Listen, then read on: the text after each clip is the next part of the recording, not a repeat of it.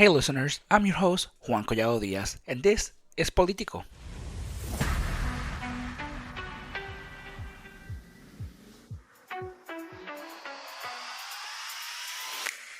Hey everybody, we are back for season 2 of Politico with Juan Collado Diaz. I know that you've been waiting as much as I have, and today's guest is an amazing libertarian that I love and just enjoy this conversation so much that I wanted to bring it to everybody out there in the world. With me today is Dr. ter Maat, the vice presidential candidate for the Libertarian Party in this election of 2024. Mike is the creator and the writer of The Gold New Deal, an amazing piece of political literature which will define the amazing tax-free, free government and just the people's government, new era of government pretty much. And I know I said the word government way too much, but with that, I'm just going to let Mike introduce himself, tell us a little bit who he is and why he just enjoys being a libertarian. So without further ado, here we go. Let me introduce you all to ter Maat, the vice presidential candidate for the Libertarian Party of 2024. Sure. I'm a professional economist by trade. I grew up in commercial finance. I worked for a couple of banks when I got out of business school. I went back to grad school for economics. I worked for a couple of public sector agencies, and I worked for the White House for a couple of years as an economist. I was a Republican for a while. At least I thought I was a Republican, being young and fiscally conservative. And in those days, the Republican Party at least a better job of talking about fiscal conservatism and free trade and free markets. I worked for the White House when George Herbert Walker Bush was the president. And your listeners might, those of your listeners who have gray hair will recall that he was the president who said, "Read my lips, no new taxes," and then had to go back on that pledge. He felt like he had to go back on that pledge, politically speaking, which was, a huge disappointment for many of us in the Republican Party. And I think a real turning point in my own view of politics, what politicians take to be important. Later on, I taught economics a little bit. I had my own business also. A partner of mine and we provided a lot of strategic consulting to financial services companies and some nonprofits, and did a lot of programming for bankers, a lot of education for executives. I later on, as a second career, I was 49 when I was in the police academy. I worked as a cop for 11 and a half years on the road in Broward County, Florida, in South Florida, until about 3 years ago, which is, is a great experience, which is the reason why I spend so much time talking about criminal justice reform generally and police reform particularly. So I guess that's a little bit about my background. Inside the Libertarian Party, I ran for Congress when I was still a cop in a special election, District 20, which is one of the 4 or 5 most blue districts in the United States. It was the district that was won by Sheila Sherfullis McCormick, of course. That was an interesting experience, and one that teaches you that the value of the brand of the Libertarian Party is really negligible. There are people who say you could win more votes if you ran as an independent, which really hurts our feelings, but I'm not sure it's completely wrong in every place. And then, of course, I started seeking the presidential nomination of the Libertarian Party soon after that, and became the vice presidential nominee around Memorial Day. That is amazing. I couldn't make it to the national convention, sadly, because I had some difficulties, but I was very happy when I saw that you still were on the ballot. I was following a lot of your follows on Twitter, and I was looking at a lot of your posts online and stuff. So the only thing I didn't know is that you did some time as a police officer, actually, which is I didn't find that out when I was doing my research. I didn't see that. So, which I do have a lot of like questions on police reform, and I didn't see that. So that's perfect. Super. It's Super. like perfect on the timing. So let me ask you, why do you choose the Libertarian Party? You could go, as you said, you were a Republican. You could have moved to Independent, Green Party. There's right now the Democrats and all these other parties, but you choose the We have Libertarian some Party. choices. Well, it's interesting. I think there are a couple of different reasons.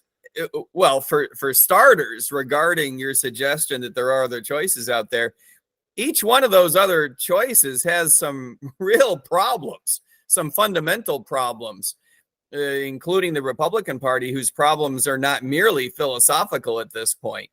They have some, I don't know what you would call them, administrative problems, some problems with their leadership. It has become in no small part a cult of personality, and has lent itself to a certain form of autocracy that ought to send shivers up the spine of every libertarian, every American. I would say the same thing about the Democratic Party, that has some leadership problems as well as philosophical problems. So, there may not be any perfect solution out there, but certainly the Libertarian Party espouses a philosophy with which I agree absolutely, completely. And I would say I came to that from two different directions. Having grown up as a fiscal conservative and as a Republican, I came to libertarianism initially from what I would call the right-hand side, which is to say, believing in efficiency, recognizing that the world works better when we all make decisions for ourselves, that when markets drive the economy, for example, it works much more efficiently. And it wasn't until later that I came to libertarianism from what I might call loosely the left-hand side. And that I characterize as the following: a recognition that even if, this will sound like a weird thing to say, but work with me, even if the world were not made to work better, even if the economy were not more efficient, even if that were true, even if, let this be the strangest thing I say today, even if socialism worked, right? We know empirically and objectively that it doesn't, but even if it did, imagine a world in which the government could make good decisions for us, right? Would the government have the right to do so? And I believe that the answer has got to be no, that we are not only granted our rights by a higher authority, that we should not let the government compromise. But I also believe, and this goes back a little bit to the way I was raised by a Lutheran and by a Calvinist, I believe it is our obligation to make decisions for ourselves, for us to lead our lives by our own standards. I just don't feel like we have the ethical latitude to cede authority to somebody else, least of all the government, but to anybody else, that it's our obligation to ourselves, to our faith, to our families, to our culture, to our society, to do the best that we can by making decisions for ourselves. I absolutely agree with that. I think it's the best, not just, it's best for all of us to be able to make our own decisions and not have someone who probably has never been like out in our streets to make like even our own decisions. Most of the people that we have seen recently in the White House are career politicians, including our current president, who's a career politician. His whole life has been politics, and he may walk down the street and don't even know if he's going left or right at this point. So, and his VP right now, who's like the candidate, she's also not any better. So, I agree wholeheartely. They are creatures of, by, and for the state. Yes, and they want to force their views and their agenda primarily on people, which is not the greatest in my opinion. It's not the greatest. And also, as you said, I want to be able to make my own decisions and run my life as I please, as long as I'm not hurting anybody or like hurting myself. I am happy to. I want to live my life and be able to just, be able to make my own decisions without having to like fear the government or just go like, oh my gosh, the government doesn't want me to do this. I want to be free, and that's not that I mentioned, but that's one of the reasons why I joined the Libertarian Party is for that reason too. Like I got tired of the left and the right. I got tired of just looking and seeing the same exact like people just running and the same pattern. Nothing gets done better. And I joined I believe I want to say like 2018, like right before Jorgensen ran for office. And it was like when I heard like Jorgensen and now like hearing the candidates this year, it was like, wow, this is the party that I was meant to be part of for sure. Yeah, well, I'm glad you're part of it, and I'm glad to be part of it myself. Thank you. And so now I want to jump to policing. As you mentioned, you were a police officer, so police reform. So I don't know if you follow Spike Cohen and his on his page, "You Are the Power." Yeah, And absolutely. I'm a bit of a Spike fan. I have not tried to hide that over the years. he's amazing. I would he's the goal to get on this podcast is my goal to get him, but it's hard to get some of the famous people out here. Like every time that I get to like someone who has like this many followers, it's like, yeah, it's really hard to contact them. You have to go through like 5 different emails. So he's posted on his Instagram the story of Rebecca, a mother who was kicked out of her own town's city council meeting when she peacefully confronted the elected officials. The police pretty much violated her rights. Left and right, they told her that she had no right to a call. She had no right to legal counsel. She couldn't see her minor daughter who was left at the school building. Do you think the police officers then did that should be either fired immediately or they should face some repercussions for what they did, violating her constitutional rights? Quite possibly, yes. I never like the word immediately. As libertarians, we all believe in due process. And we're not going to adjudicate any particular case right here and now, of course. But, there are so many layers, not only to this case, but cases that look and smell like it. First of all, I think that we need to recognize that politicians do things that are not in our interest, that are not in the interest of their community. They're not in the interest of their constituents. They do these things just to maintain power.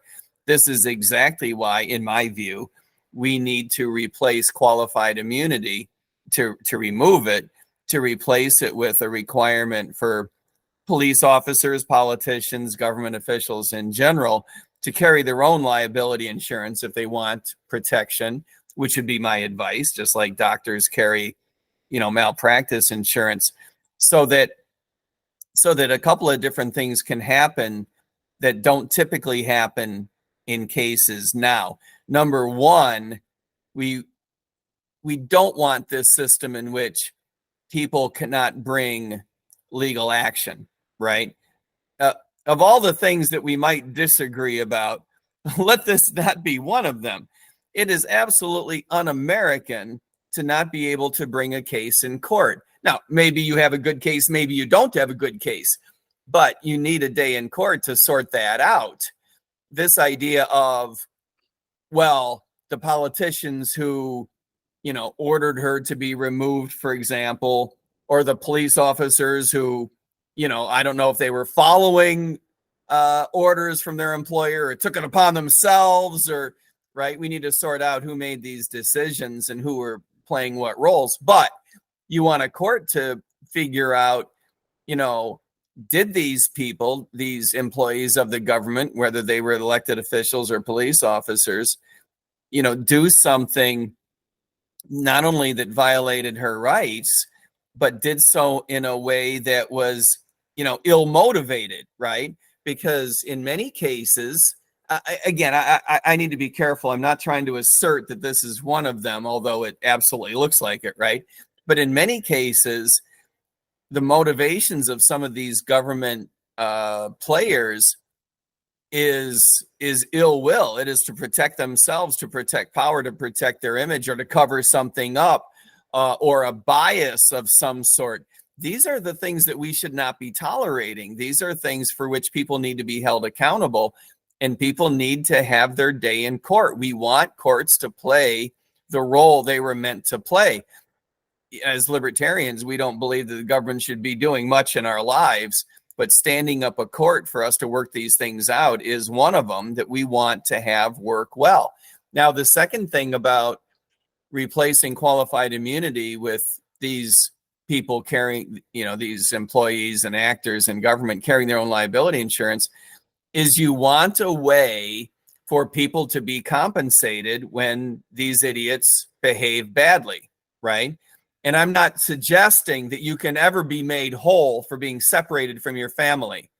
No one should suggest that, right? There are plenty of cases where a court should be ordering things to be undone, for action to be taken, not just for money to change. Money changing hands does not fix everything, right?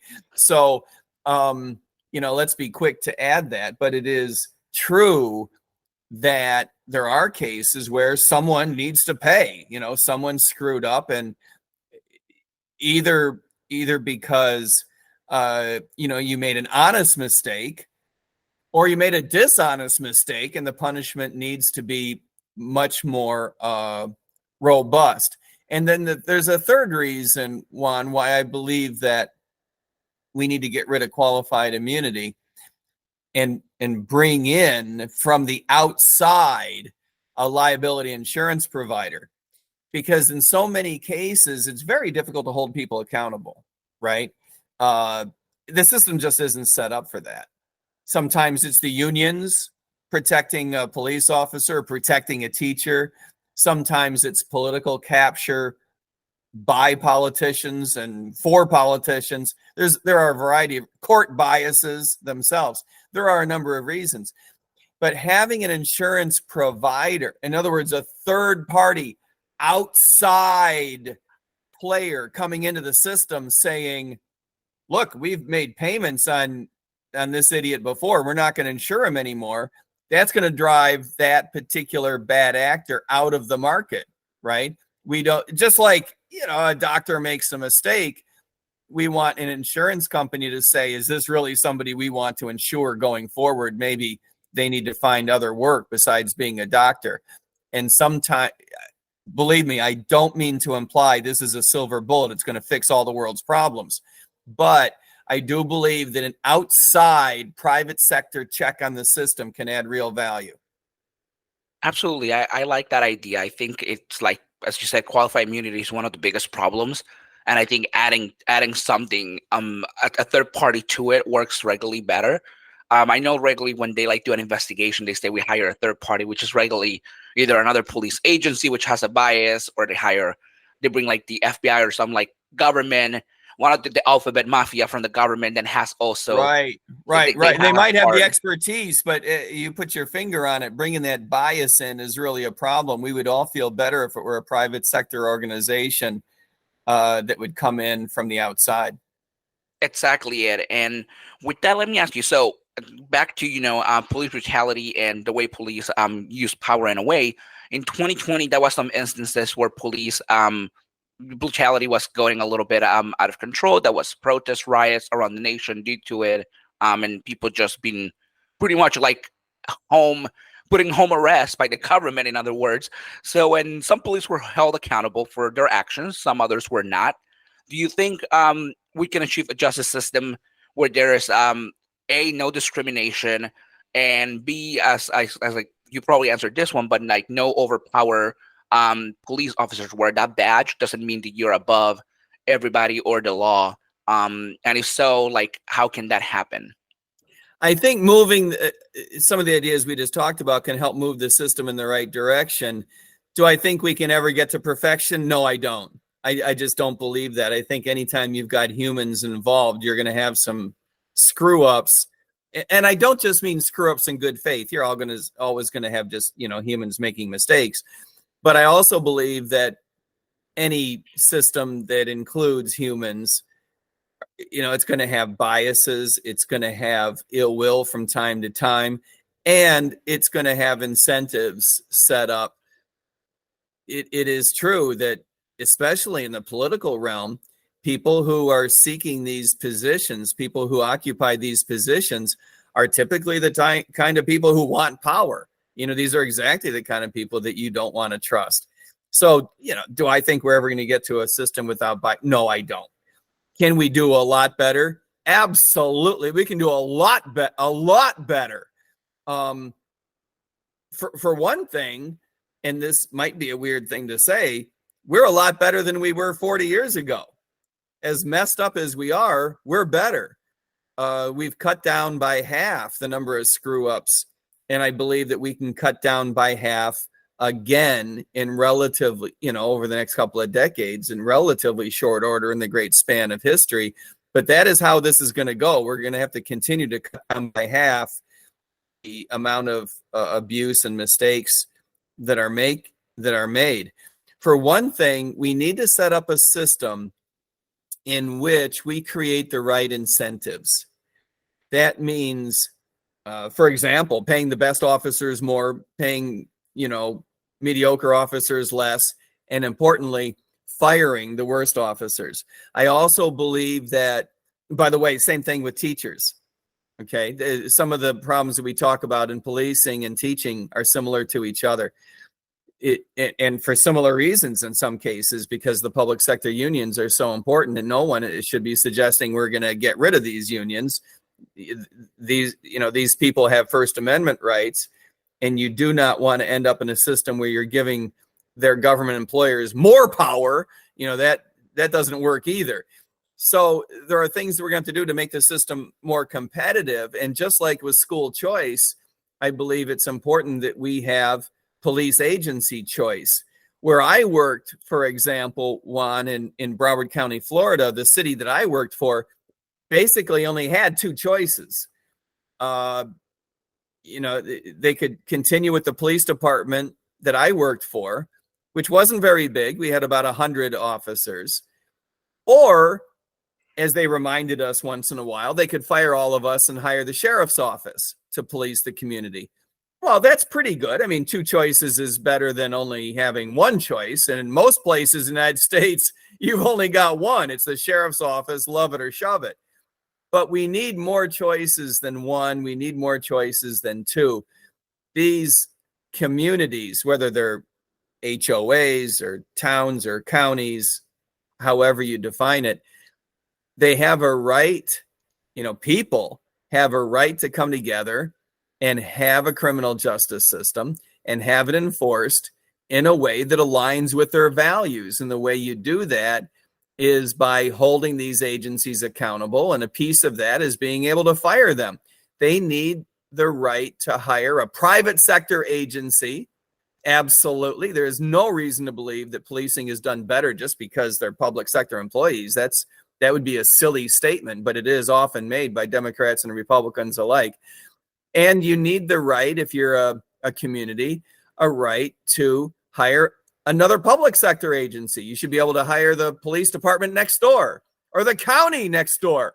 If you're in Broward County and you don't like BSO, the Broward Sheriff's Office, you should have the right to hire Dade County or Palm Beach County to police your neighborhood if you want to. In other words, we just need more flexibility. I like that. I think that's the best answer that I have heard in my entire life when I ask this question. I asked this question to, I believe, like 5 of my guests yet here in this podcast, and I think that's one of the best answers I have seen to that question yet. I think every police department should put that in practice. So I'm gonna keep that. So let's move on to one of the biggest issues I think that got me into the Libertarian Party, and it is gun control and the freedom of the Second Amendment. So the left have been fighting to ban, like, quote unquote assault weapons, as I call them. No idea what that is, but they're made up term due to killing and school shootings and all that stuff. But while doing my research, I found a very unbiased BBC from 2016 report that says that 89% of crimes in this country alone are regularly done by handguns. So when they're screaming assault weapons, it's like, you just want to take all handguns away? Is that what you're trying to do? Which makes me more fearful now of their gun control policies.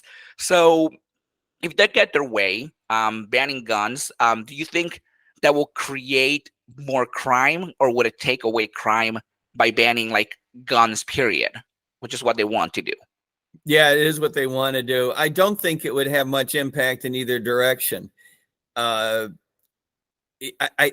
agree with the implication of what you're saying, which is most of these political types do want to get rid of guns altogether. I think the reason they go after assault weapons is as you point out, not because they're used in the majority of crimes, but no matter what their rhetoric is, the reason they want to go after them is because they think it's a soft target politically. They think that people will give up long semi-automatic long guns more quickly than they will give up handguns, right? That they'll be able to make their case for that. But no one should be fooled by this idea. First of all, the idea is silly that it could help make our communities safer, but no one should be fooled by these politicians. They will come after handguns if they can get an assault rifle ban in place.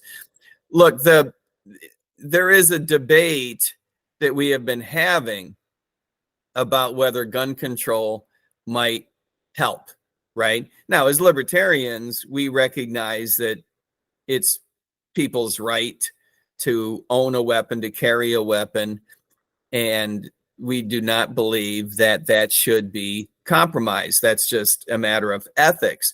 But as a practical matter, there is a debate going on about whether or not it would help. I can tell you as a police officer and someone who has looked into this many, many times over many, many years, I just don't think it would help whatsoever.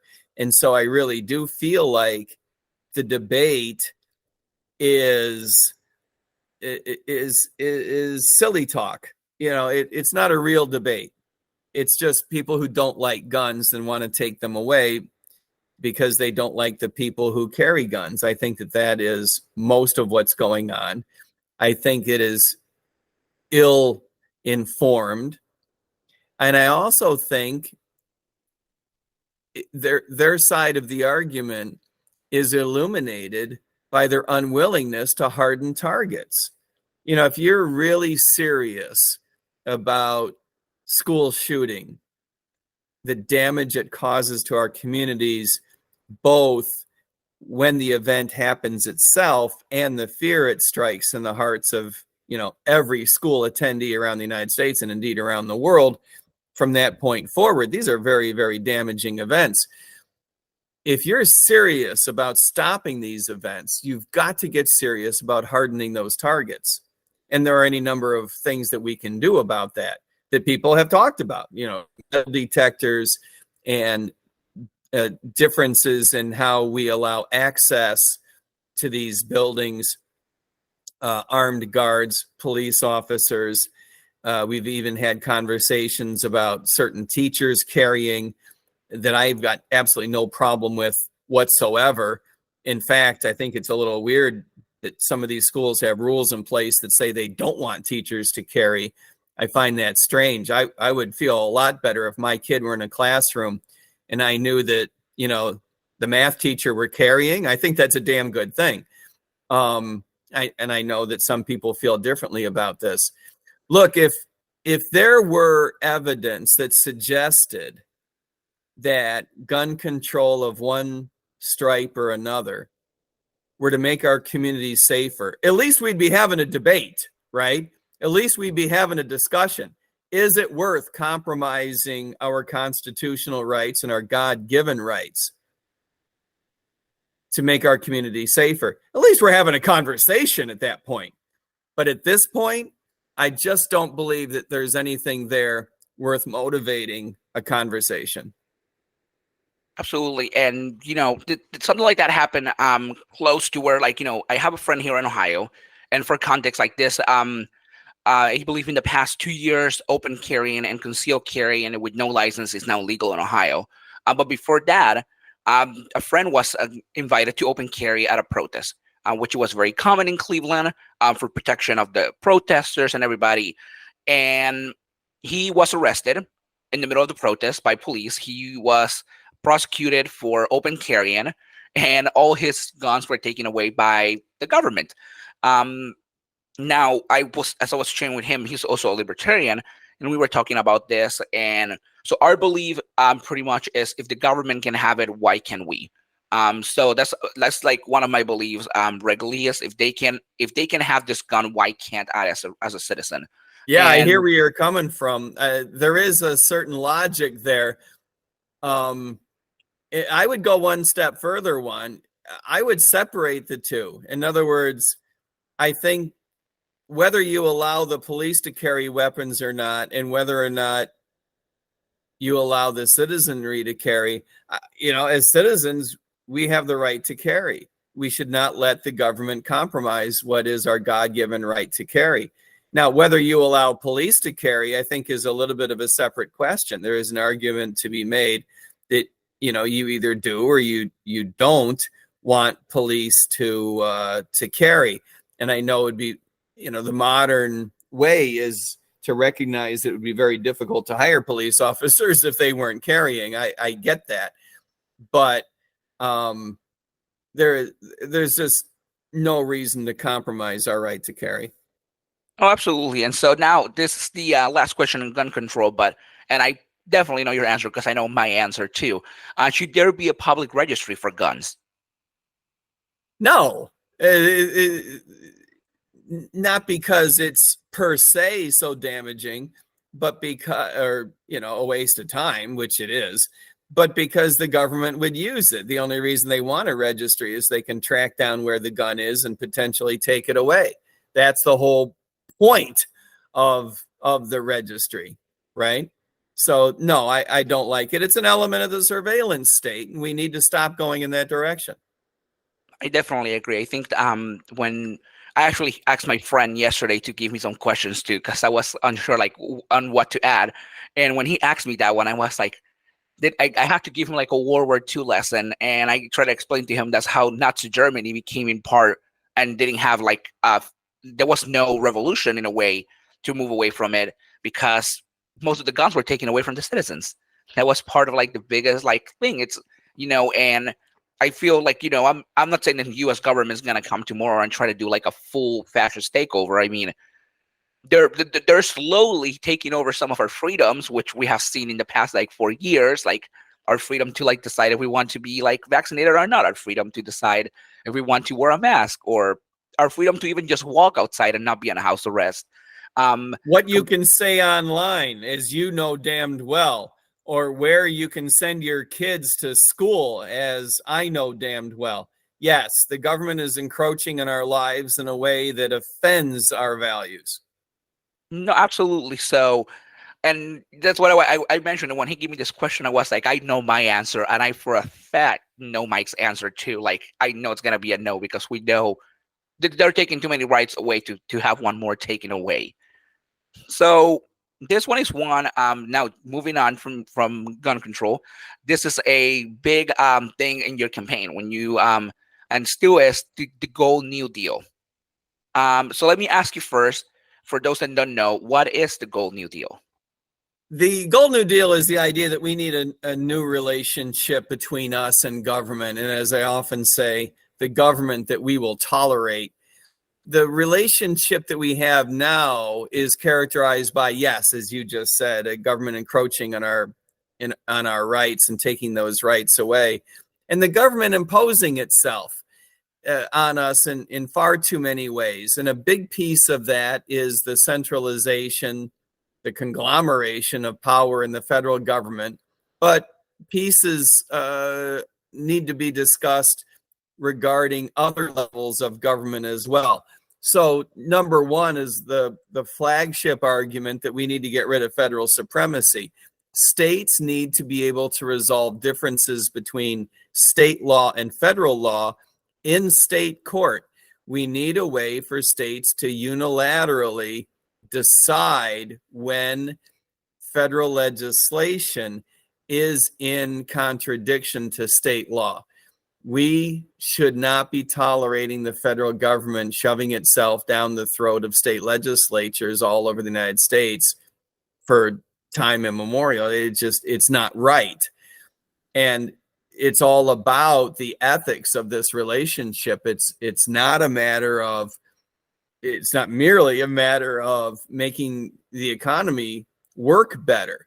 It's a value judgment that we should be left alone. So, for example, one of the elements is we just don't believe that the direct relationship between us and the federal government in terms of finance is appropriate. We don't believe the IRS should have the right to come after us directly through an income tax, that if the federal government needs money, and we can all argue about how much money the federal government should be hungering for, but set that aside for a moment, to the extent to which it wants or needs money, it should have to go to state legislatures for it.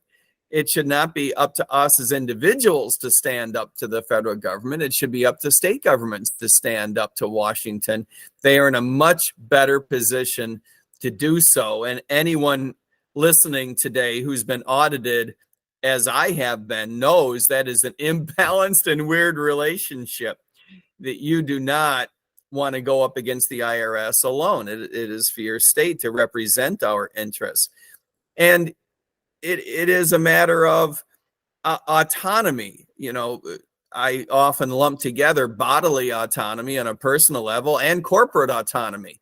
We need to get the government out of making decisions for us, both in terms of political capture by and of corporations. We need to get rid of the corporate income tax because it is a hidden tax on all of us, and because it is a way for the government to manipulate corporations into doing its bidding.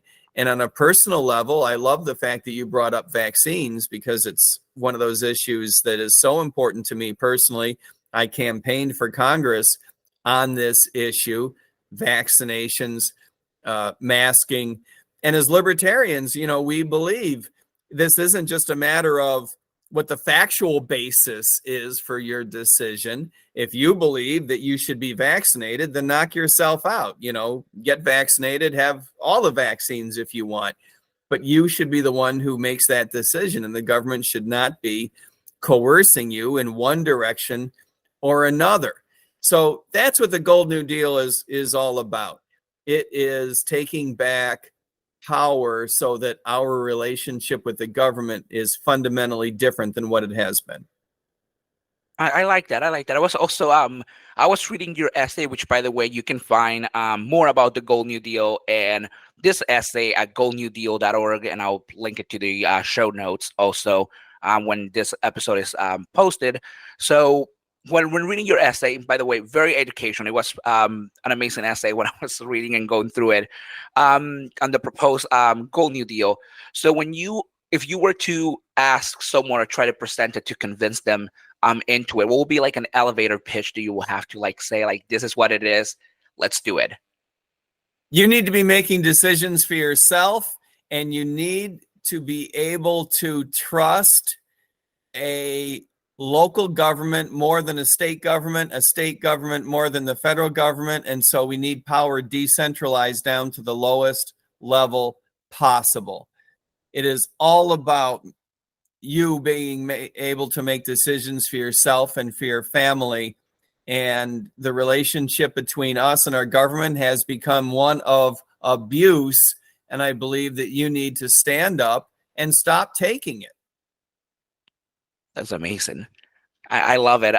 So now I'm going to move on to my favorite topic, I think, of them all, and it is the economy and inflation.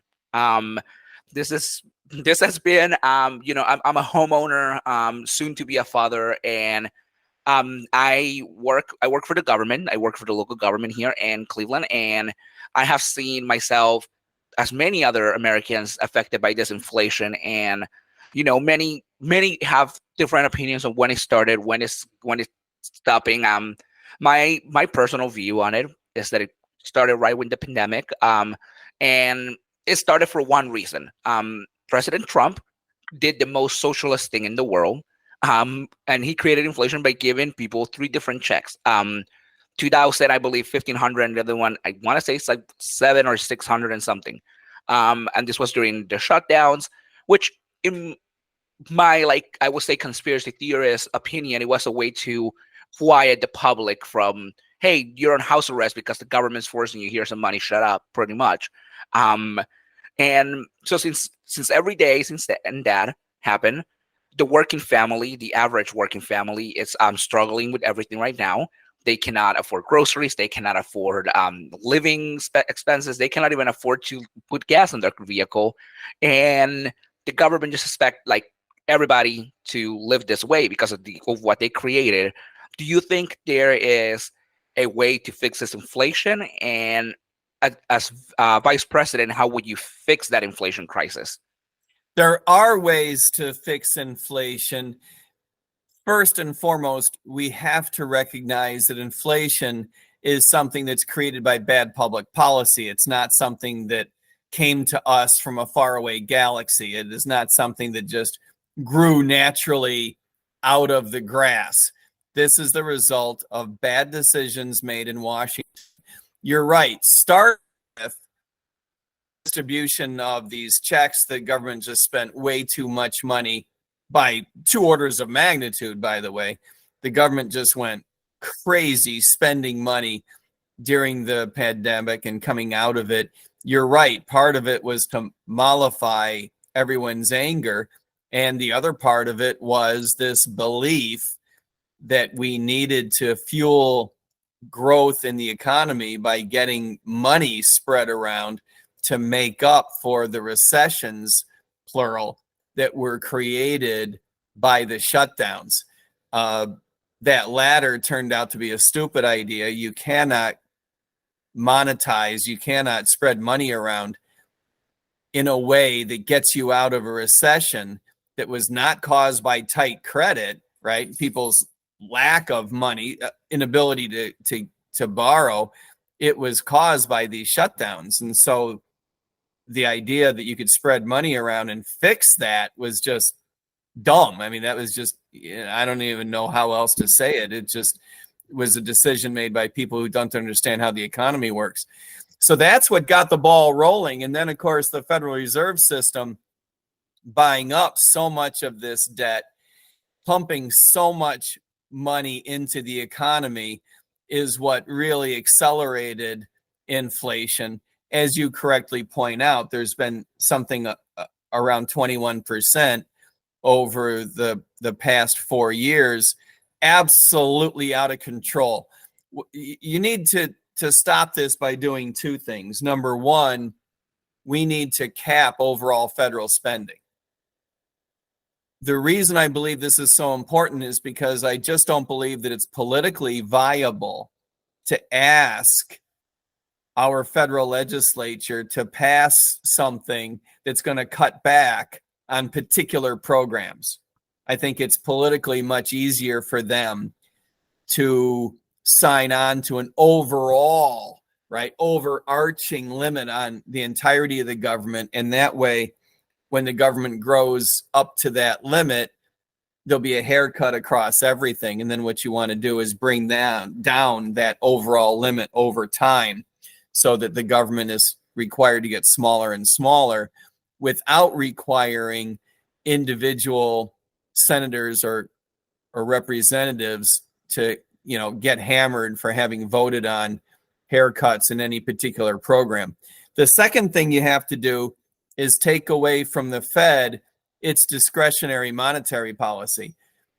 We have allowed the Fed basically a 100-year experiment in allowing them to print as much money as it wants, right? To create as much money as it wants, virtually in some cases willy-nilly, as the past 4 years. And notwithstanding that the Fed has lots of incredibly talented, very smart economists, well-meaning, patriotic people, hardworking, who believe that they're doing the right thing, this experiment has demonstrated that they're just incapable of living up to the mandate that we have given it. Notwithstanding best efforts and talent, it's a system that just doesn't work. I'm not trying to make an ethical proposition. As libertarians, we believe it's not ethical to trust this one organization with all of this power and to allow it to undermine our ability to make ends meet by creating all of this money. But set ethics aside just for a moment, as a practical matter, the Fed has demonstrated it cannot mitigate the boom-bust cycle of inflation and recession. and it cannot stop inflation. It targets a 2% inflation rate, which is dumb. It should be targeting 0%, and it misses its 2% targets. It's a system that just doesn't work. Absolutely. And you mentioned, the 21%. So the Federal Reserve are our best friends, are amazing, quote unquote amazing. They're responsible. They take 21% of my paycheck. If I don't pay them that, I become a criminal and I go to jail pretty much for tax evasion and all that. So I wanted to ask you, under the Gold New Deal, you are proposing to end this, pretty much to like the Federal Reserve, which I love. The most libertarian view is getting rid of the Federal Reserve, period. So how will that go? You've got to do it in a couple of different steps. As you may know, in Washington, it's very difficult to get rid of any agency, any organization, lock, stock, and barrel from ground zero, from a stationary start. You've got to build momentum by limiting their political authority. The Fed is a very politically powerful organization in Washington, and it uses that power to preserve itself and to gain power to itself. So the first thing you have to do is take away, as we just discussed, its discretionary monetary policy, its authority to create money, as I say, willy-nilly, to cap the amount of money it can create, to cap that at a rate that targets 0% inflation. In other words, it only steps up with economic activity, with GDP, for example, and it holds that in place over time. This is the source of most of the Fed's political power. The second thing you've got to take away from the Fed is its regulatory authority. The idea that it has so much control over the major banks, and it has become captive by the banks, and the banks have been captive by the Fed, and they, together, for very rational reasons that are not in our interest, form a coalition that exerts enormous political power in Washington. And of course, the third thing that we need to do is take away the Fed's ability to bail out these institutions. We need to take away the Fed's authority over having such a big balance sheet. It bails out institutions, makes midnight loans that are not in our interest, that fosters these weird relationships with the banks in a way that's not healthy for our economy, and we need to stop that. And of course, we need to stop the Fed from creating a digital currency, because it's going to undermine the markets for private sector digital currencies like Bitcoin and Ethereum and others that we want to develop in the most efficient way possible. So I believe that you have to go after the Fed through its individual capabilities. And once you do that, you'll be able to take down the whole institution. Although if you take down enough of its authorities, maybe you don't need to take down the whole institution, but only by taking down a couple of these authorities in the beginning can you then take down the entire institution. Absolutely. And I think that's an amazing answer. Let me say first, as I am tired of paying taxes, so I will happily support anything that will take those away. I would like to see that gross income that I see at the end of the year on that W-2. I would like to see that number reflect on my bank account for once, and not the number that they want to they want me to see. And so now, moving on to the last topic here. This one is artificial intelligence. So in the past year or two, we have seen AI and how large it has become. It's like this horrific phenomenon that some people just think is the worst thing. Some people think it's the greatest. I never used it until last week, when I was stuck in a school project. Actually, I'm still going to college, and I'm finishing my master's. And when I was looking, I was like, let me see how this works. Let me see what ideas can I get out of it. And I looked to it. It gave me some ideas. It gave me some others that I was like, no, I will not use that. So many fear it will replace, human activity fully one day. It will replace jobs and stuff. But due to its recent growth, there's no laws, regulations, or anything, how the government can use it. And I wanted to ask, do you think there should be regulations on how the government, like government entities, can use AI? Should there be kind of like, hey, this is, you can use it this way, but you shouldn't use it to like spy on people or get away with like something like this, or like even just fake someone's identity or something?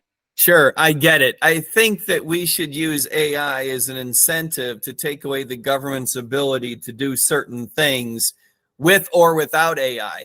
What I mean by that is, for example, the government's ability to conduct surveillance on us has always been problematic, right? Problematic for, since 1789. It's been something that we've worried about.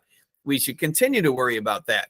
But I think that we should recognize that once the government gets AI, its ability to conduct surveillance on us is going to be enhanced to a degree that even if you were not worried about this 20 years ago, you should be worried about it now. Because 20 years from now, the government will know all kinds of things about you and will hold this over your head for particularly weird reasons that we can only imagine standing here today. And so what I would say is, you don't have to try to take away the government's ability to use AI per se. Yes, you do want to limit the government's ability to use AI, but I believe that you want to do that in the context of stopping the government from doing some of the stupid things that the government is allowed to do already, in effect. I don't believe constitutionally, but de facto, the government has managed to take the power to conduct surveillance, to conduct surveillance abroad, to engage in operations against other governments and other peoples, I mean, foreign and domestically. These are authorities we should not be allowing to our government, that will be accelerated and enhanced and even more difficult to stop in the future once it has AI in its hands. So it's not, in my view, not just a matter of the technology, right? But things that we never should have allowed the government to do that are going to get much, much, much worse. I think that answer was, I really like that answer, let me say. And really what I was expecting. So let me ask you now, do you think AI will affect the coming up election? We have seen President Trump, former President Trump, pretty much posting a lot of AI images of himself. He's having fun with it. He's having a blast. And we have even seen, like, even the royal family in the UK, they have used AI to edit their images. But now, here in the US, we're in an election year, and AI has become just such a powerful tool. If you think, like, will it affect the election, and how will it affect the election? Well, I guess the correct short answer is I don't know, which is really a shame. I tend to doubt that it will play a material role at the moment, subject to, being shown evidence to the contrary, which we may not learn until it's too late. So, let's be careful about that. But in the future, absolutely. And it is something that we should be concerned about. Whether the future is here already or not, I don't know. But the real answer to your question is yes, whether it's this election or the next one, this is a major threat that someone will use AI in order to propagate images that are false or information that is false. And the way I believe that you want to handle that is not inviting the government in to censor and figure out what's real and what's not, but we must learn what brands, right, that we can trust. If you say something, you have your followers who have gotten to know you, who are going to trust you, right? That's important. I would like to think the same thing about myself. I don't lie to people. I say lots of things that piss people off, that some people don't like. I get that, but that's not the same thing as saying something that's untrue or designed to manipulate someone into believing something that isn't based in fact. We are going to have to get good at sorting out who are the people that we can trust.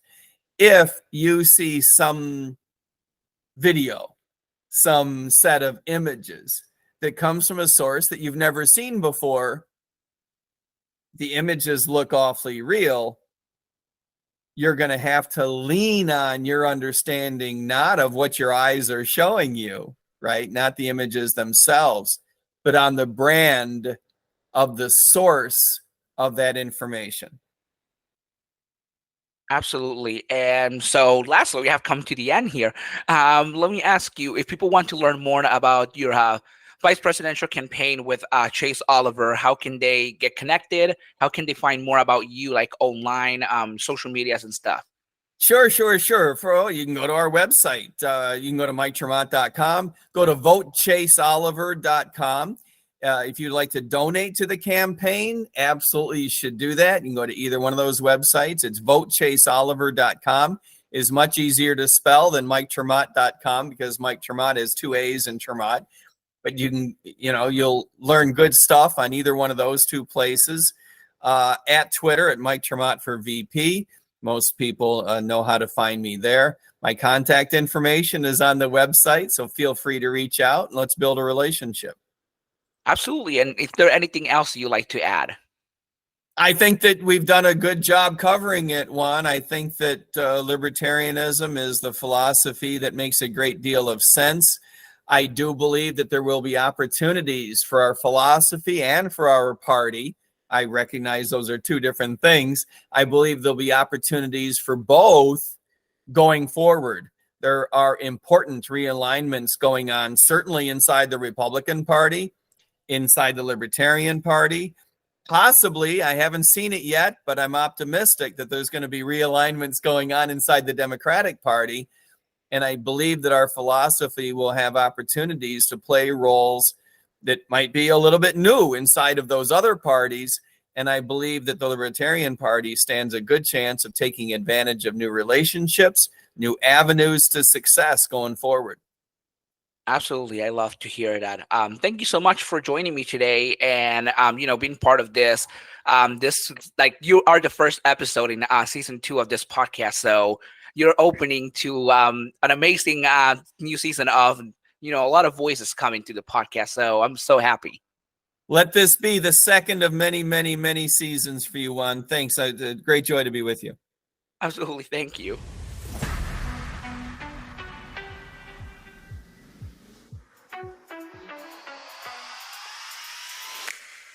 Thank you so much for listening. We'll be back soon with a new episode of Politico with Juan Collado Diaz. If you like what you're hearing, you can follow us on Instagram at @politicalpod. Or if you want to see the show notes for this episode and all other episodes, you can go to www.politicopod.com. This and all episodes of Politico are part of the Inquisitor Media Originals.